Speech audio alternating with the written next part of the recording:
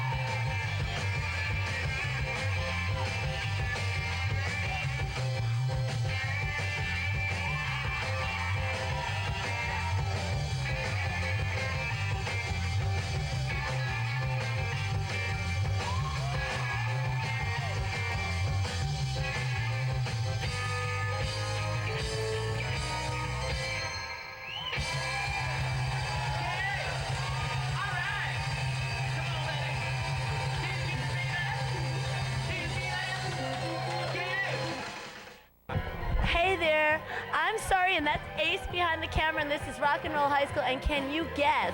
I have my question mark jacket on tonight. Can you guess who I am sitting here with? And if you can't, you get a big F for the whole semester. We're here with Question Mark of Question Mark and the Mysterians. How are you doing tonight? Oh, I'm feeling groovy right now. I can imagine. Here at Coney Island High, you're going to be, tonight you're going to be playing an incredible gig, I'm sure. Yeah, this is our third visit back to Coney Island High. So it's great. It's great. It's a great club, really. Yeah. It certainly is. I have to say, something about your music that I've always enjoyed is that it's the perfect music for sitting on the beach, playing a little bit of volleyball, having a barbecue, and going swimming with your perfect loved one, or maybe that cute little lifeguard sitting on a chair somewhere. Would you think that that's an accurate description, or is there something else? Yeah.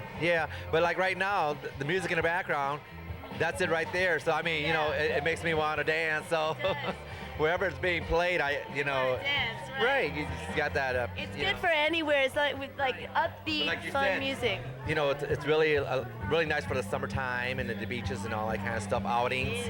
Yeah. And isn't it ironic that you're making this great comeback here, like in the spring, right before beach weather, and people are turning up their jam boxes on the beaches, right?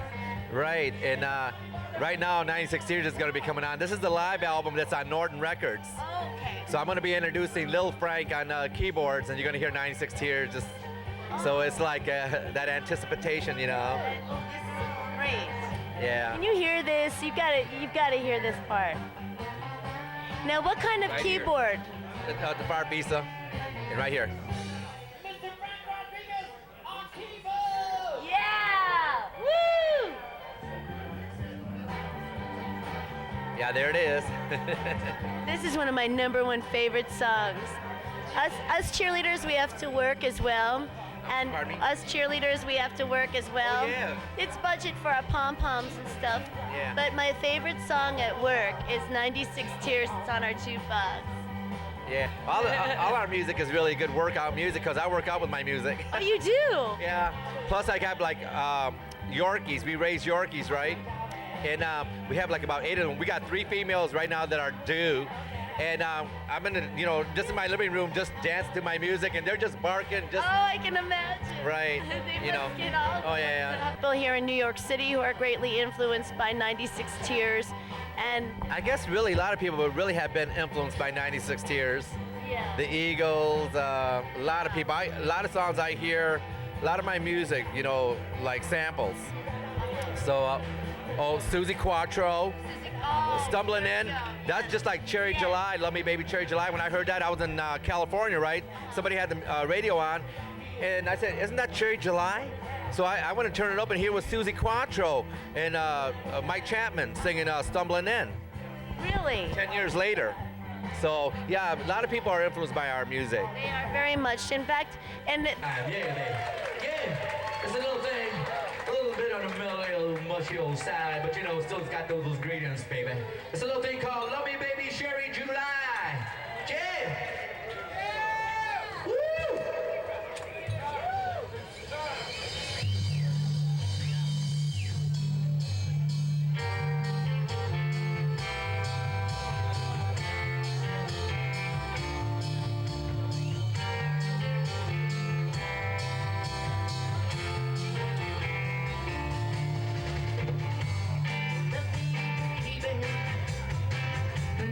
Cherry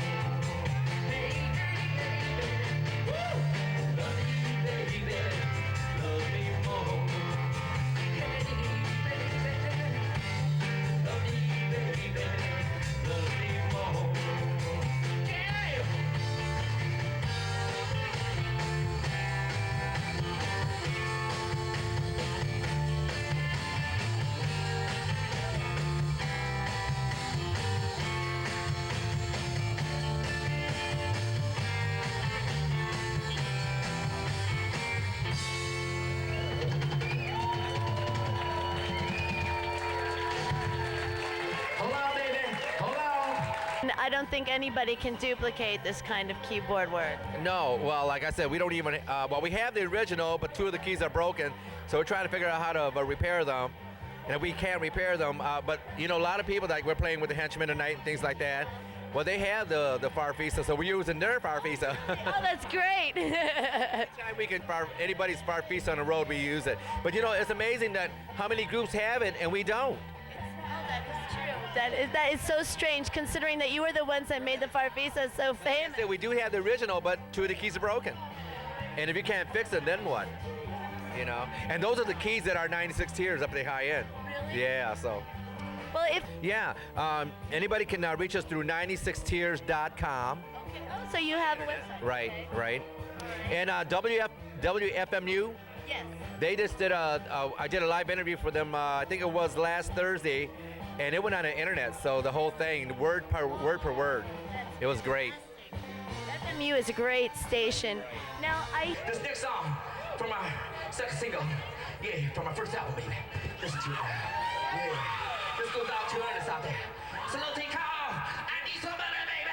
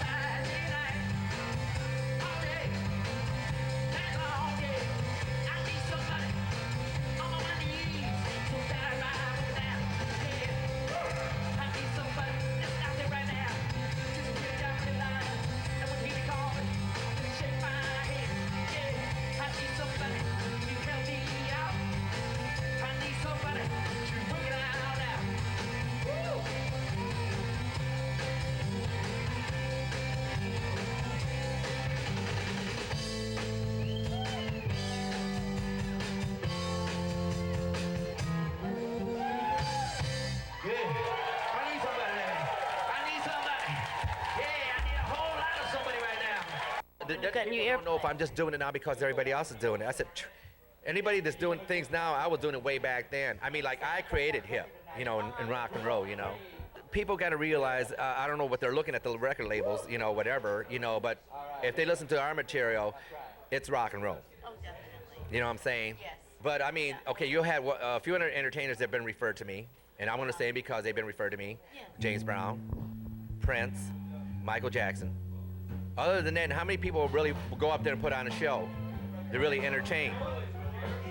You know, so if you're an entertainer, you want to reach the whole audience. Yeah. You just don't want to stand there in the middle. How do you do that? I don't know. I've been doing it all my life. This is just something that's instinct, so you couldn't give off any hints to anybody. No, it just natural. It just comes to you. That's what I'm saying. It's our music because I want to dance to my music. I just don't want to stand up there and sing a song and it don't move me. Right. Well, what good is it if you just wrote it? It just shows you don't believe in what you've written. That's what's happening with a lot of the music today because, you know, I listened to a lot of it and I said, man, you're going to dance to that? You dance to that? You call that dance music? I mean, rock and roll was dance music. You look at the 50s when the movie started out, Bill Haley in the comments, I mean, everybody was dancing on a dance floor. It makes you want to move. Right. So, I mean, so half of it, but then again, because of that, there's probably a lot of people that can't dance anyways because the music hasn't been there for them. And you know, I liked disco when it came because at least it brought people back into dancing. But you know, like I said, after 96 Years, rock and roll died because, you know, even though we had great musicians, Jimi Hendrix, Santana, Buddy Miles, I can go on countless. But you know, that music, it was not rock and roll. Remember, they became long solos. Yes. Led Zeppelin, you know, everything was, because everybody was getting stoned. Everybody was on Quaaludes. They couldn't dance no more. Couldn't dance anymore. Exactly. So, and here I want to do my rock and roll, and I said, so it's always been like that with our music. The next music trend, well, you're not doing this, you're not doing that, you're not doing that, but I ain't gonna change it. Well, like I said, don't give it up now.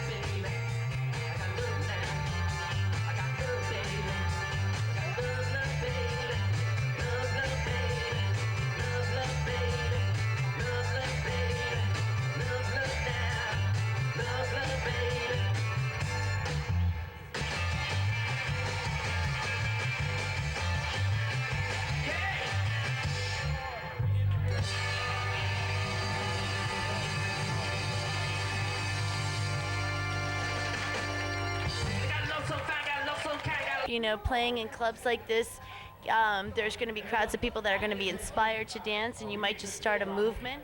Oh yeah. Well, see, my whole thing was but see, my whole thing was to go on bandstand. See, I was on 5 years old since I was 5. I mean, stage since I was 5. So I was always an entertainer. But you know, we can talk about a lot of things. You know, my past lives. Okay, things like that. I've been reincarnated so many times. So I've always been an entertainer. I've always dealt with the media. When I come back other times, I might be a famous tennis player. I might be a boxer. I might be on Broadway. Because see, my first song, man, I said, and the way those teenagers were dancing, it was, ugh, you know? And I said, I got to get on a bandstand and teach these teenagers how to dance. I wanted to go to Arthur Murray, teach them how to dance. You know how stiff they were. I can just imagine. So, in other words, and then I wanted to go on Broadway and dance, you know. So that was my whole goals, you know. But it didn't turn out that way. But see, no, people should be dancing. But like I said, I was glad disco came in and brought people dancing. But you know what happened? What was it? Well, they started doing that ballroom dancing again. You know, Oh, the swing. and the dress outfits and all that kind of stuff. Yeah. And then I said, my goodness, you might as well be ice skating. Exactly. Going back to his ice skate. Because that's what they do on ice skates. They were doing all that kind of things and all. Probably going to come back as what are people that deal with vitamins and nutrition? Oh, yes, a holistic health. Yeah, health, Yeah. because I'm a health nut, you know, and all that kind of Yes. stuff. Okay, with the same thing, you know, with the first lesson about dancing, do not dance with your feet flat on the ground. Really? Right, like this. I'll show you. Okay, let's see this. Don't go like this. Dance, dance, dance. Oh, I hate that. You gotta go yes. dance, dance. Yes, you gotta pick up your feet. It's Yes. got to be the toes got to be much as you can. So that takes a lot of work. But now if you start looking at people dancing, they're going like this. When they do the shuffle, this like No, I mean, well, shuffling how can you put my body? You can't put my. There's nothing. So you gotta go. Yeah, you wanna. That's how you got Yeah, to change. get a You little. gotta- But I didn't, you know, like the thought came to me and all that kind of stuff. But that's another subject. People from the future, I get into all these things. I love Because, it. you know, I've talked about them and things like that. And they, telepathically, they've been talking throughout my whole life, you know, about my career and all. Because I was all trying to get these thoughts, you know, and I knew they weren't my thoughts. And for a while, I thought they were God, you know, speaking to me. Yeah. And then, but they introduced themselves last year, and they said, remember this thought, remember that thought, remember that thought? And I said, yeah. And I said, well, that was us talking to you. They told me so many things. They tell me so many things about the future. I mean, just, they constantly, even when I'm on stage, they're telepathically communicating with me, and I have to like, stop it. You know, I'm doing a show, stop. I don't want to hear no more. Yes. Like I want to talk to the Pope, the President, scientists. They don't tell me when things are going to happen. They've been telling me about how the racial thing's going to be resolved, things like that. How man can resolve all its problems. How? Do you? The wildebeest. The wildebeest. Right. Really? Okay. Would you be able to elaborate on that a bit? Like I said, we can talk forever on these kind of subjects. I love it. Okay, but the thing is with the wildebeest, and they were doing this telepathy. They said start looking at Discovery. So I started looking at Discovery, right? Looking at Discovery and all that kind of stuff. They said, okay.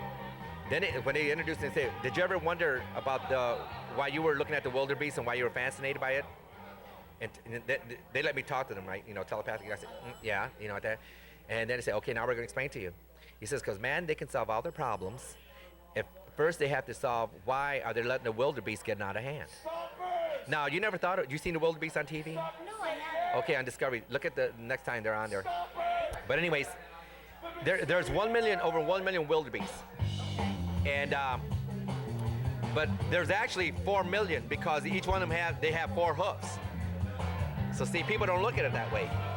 See, that was their example. But they give me many other examples of how to let mankind know how to resolve their problems. Do you think that everybody can listen to those voices? No. But they will be because they're tuning into me and I'm tuning into you guys now. Of course. So now, see, when the time's ready, like I said, it's amazing the things they tell me. A question mark. Like I said, we're gonna be closing, and tonight all we're gonna do right now is rock and roll. Rock and roll. Oh, question mark. You rock. You're fantastic. And oh my God, I really hope that you really caught on to this whole wildebeest situation because we really could learn something from question mark. And this was question mark from Question Mark and the Mysterians. I'm sorry, and that's Ace behind the camera. And happy rock and roll high school here at Coney Island High. Rah! Groove it, baby. Yeah.